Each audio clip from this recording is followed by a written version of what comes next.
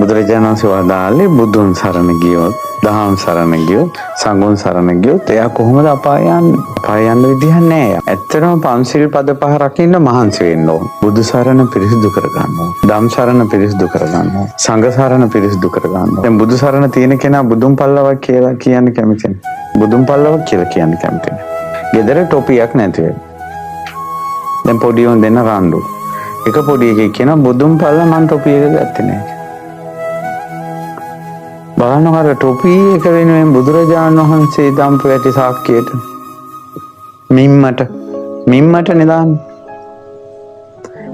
අපේ බුදුරජාණන් වහන්සේ ජීවිතේ එකම එක දවසක් දිවුරලා තිනවා මාරේෂා. මම බොරු කියන්නේ නැහැ කියලා. ඒ දිවුරලා තියෙන වේලිච්ච තනකොළ ගහක් කරා.